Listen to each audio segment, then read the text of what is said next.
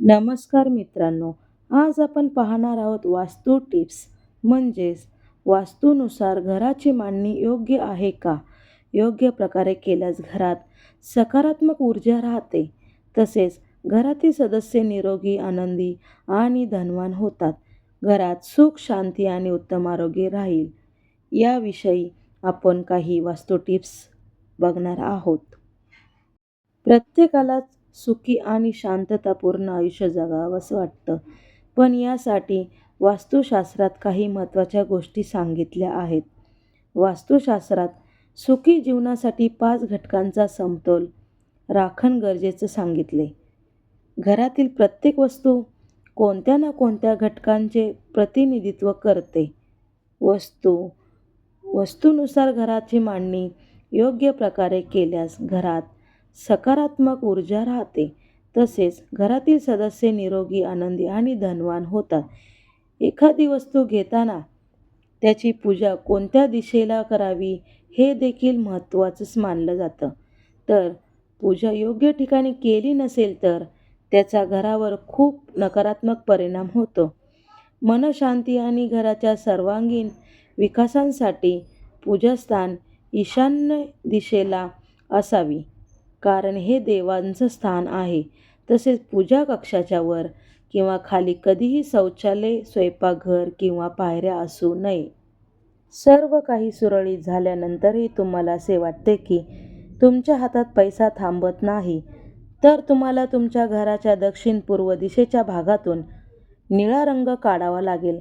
या दिशेने हलका केशरी गुलाबी रंग वापरावा. घरातील कोळ्याचे जाळे आणि धूळ वेळोवेळी काढून टाकल्याने घरात नकारात्मक ऊर्जा राहत नाही. पार्किंगसाठी उत्तर पश्चिम स्थानांचा वापर करणे शुभ मानले जाते. घरातील बेड किंवा कुंडीत उगवलेल्या झाडांना नियमित पाणी घाला. सुकलेले रोप लगेच काढून टाका. दरवाजा उघडताना आणि बंद करताना सावधगिरी बाळगा. दरवाजाचा कर्कश आवाज झाल्याचा तो दुरुस्त करा. जर तुम्ही घरामध्ये पूजेची खोली बनवली असेल तर शुभ फळ मिळवण्यासाठी त्यामध्ये नियमित पूजा करावी आणि दक्षिण-पश्चिम दिशेला बांधलेली खोली पूजेसाठी वापरू नये. गॅस स्टोव्ह किचन प्लॅटफॉर्मच्या आग्नेय कोपऱ्यात दोन्ही बाजूला काही इंच जागा सोडा. बेडरूममध्ये ड्रेसिंग टेबल नेहमी उत्तर किंवा पूर्व दिशेला ठेवावा आणि झोपताना आरसा झाकून ठेवावा. कोणत्याही व्यक्तीने कोणत्याही परिस्थितीत दक्षिणेकडे पाय ठेवून झोपू नये. असे केल्याने अस्वस्थता आणि झोप कमी होऊ शकते. बेडरूममध्ये मुख्य दरवाजाकडे पाय ठेवून झोपू नका. पूर्वेकडे डोके आणि पश्चिमेकडे पाय ठेवून झोपल्याने आध्यात्मिक भावना वाढते. काटेरी झुडपे किंवा कुंड्यांमध्ये काटेरी फुलांचे गुच्छ जे घर किंवा खोल्यांमध्ये सजावट म्हणून वापरले जातात ते पूर्णपणे टाळावे. इमारतीच्या उत्तर-उत्तर, पूर्व-पूर्व आणि उत्तर-पश्चिम दिशेला हलकी वस्तू ठेवणे शुभ असते. आगीशी संबंधित उपकरणे घरामध्ये शक्यतो आग्नेय दिशेला ठेवावी. भिंतींवरती उडते फुलपाखरांचे किंवा कोणतेही डिझाईन ठेवू नये.